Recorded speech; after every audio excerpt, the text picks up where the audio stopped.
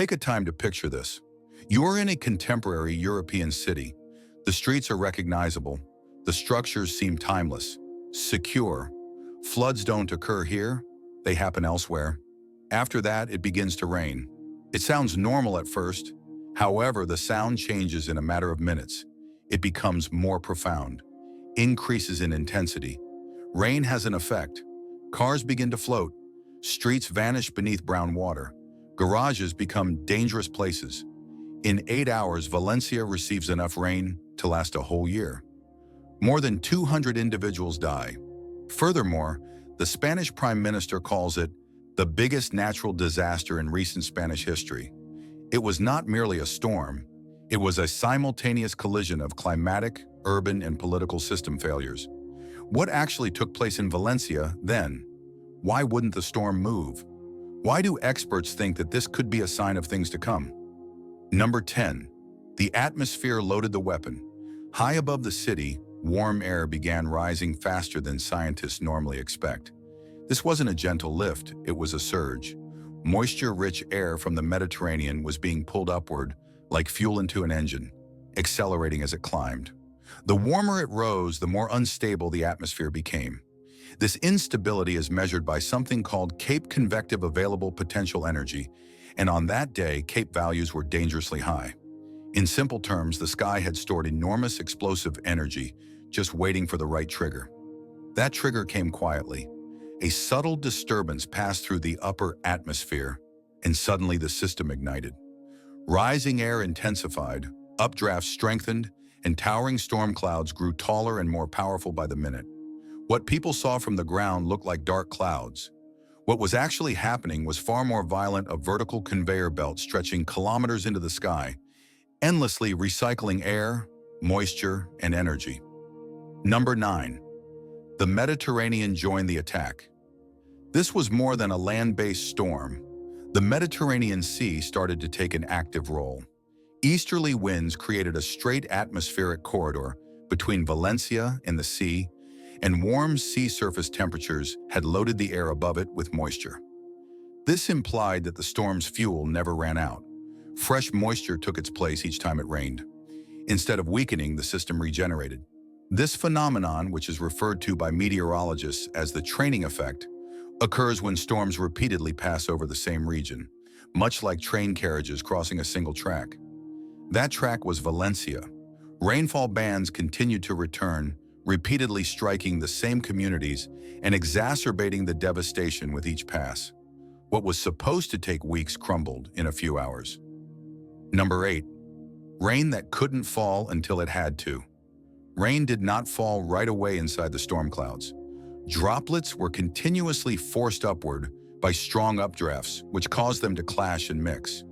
They became bigger, heavier, and more dangerous with each cycle. When gravity eventually triumphed over the updrafts, it did so in a disastrous manner. Instead of drizzling, the rain crashed onto the city. Rainfall of this type instantly overwhelms everything.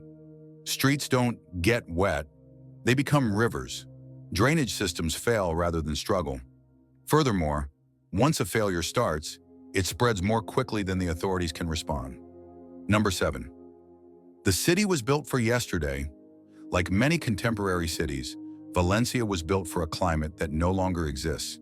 Dense development, concrete, and asphalt sealed the earth, keeping water from penetrating the soil. Rain used to naturally scatter, but now it accelerated across hard surfaces and funneled with scary efficiency into low points. Roads, tunnels, and underpasses that served as flood accelerators were inadvertently constructed by urban development.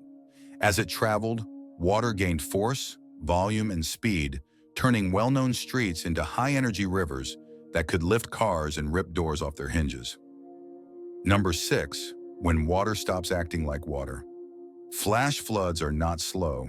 They do not rise politely. They strike with momentum. In Valencia, water surged through streets with enough force to knock adults off their feet. Cars were swept away not because the water was deep, but because it was moving fast. Force, not depth, is what kills. In basements and underground garages, water rushed in first, filling enclosed spaces with no exit. Vehicles stalled within seconds. Doors refused to open against pressure. Survivors later described the sound not of splashing, but of roaring, as if the city itself were collapsing. Number 5. Infrastructure collapsed from within. Valencia's own system started to malfunction as the floodwaters increased. Storm drains changed from being outlets to become fountains. Sewers explode due to pressure. At the worst conceivable time, short circuits at electrical substations caused neighborhoods to go dark. Emergency routes disappeared, traffic signals perished, and intersections became congested. The very infrastructure meant to facilitate day-to-day activities turned become a chaotic amplifier. The pace of communication slowed. Reaction times were prolonged. Additionally, every delay cost lives in a crisis measured in minutes. Number 4. Human instinct became a liability. Many followed their instincts when warnings were issued. They went to relocate vehicles, to inspect basements, to safeguard property. However, hesitation is punished with flash floods. Water doesn't bargain, it eliminates choices. People who went into garages frequently never came out. Others didn't realize how quickly shallow water could become lethal. Survivors' most terrifying stories were about astonishment rather than panic. The knowledge that something so comfortable may become deadly so fast. Number 3. Emergency services were overrun. Emergency lines were overloaded with calls before operators could respond. The same water that rescue workers were attempting to negotiate ensnared them. Boats battled stronger than expected currents. The weather caused helicopters to be grounded, a calamity spreading more quickly than response capabilities presented decision-makers with a terrible scenario. The biggest harm had already been done by the time authorities realized how big the incident was. The system had advanced too quickly. Flash floods are characterized by their ability to outpace comprehension. Number 2. The aftermath, a city in shock. Chaos gave way to silence when the rain eventually ceased, but there was no respite. Mud covered the streets. Cars were piled up like abandoned toys. Homes were completely destroyed. Fuel, sewage, and wet concrete were all present in the air. The devastation seemed unbelievable to the locals, as though a shattered replica of the metropolis had suddenly taken its place.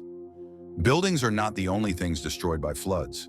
Routine, memory, and a sense of security are all destroyed. Recovery is measured in years rather than days. Number 1. This was not bad luck. The deluge that struck Valencia was not an isolated incident. Warmer waters, slower moving storms, denser towns, and systems built for a previous climate all contributed to its inevitable outcome. For decades, scientists have cautioned about the increasing intensity, concentration, and destructiveness of extreme rainfall events. Valencia's experience is not unique.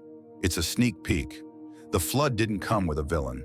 No explosion, no countdown, no dramatic music, just water, moving faster than human decisions. Valencia is still standing, but the message it left behind is clear. The world we built is colliding with a planet that's changing faster than we're prepared for. And this won't be the last city to learn that lesson the hard way. If this story made you stop, think, or see the world differently, even for a moment, hit the like button. It tells the algorithm this story matters. And if you want deeper, real-world documentaries that expose what's really happening to our planet, subscribe. Because the next disaster won't feel like science fiction either. It will feel familiar. See you in the next one.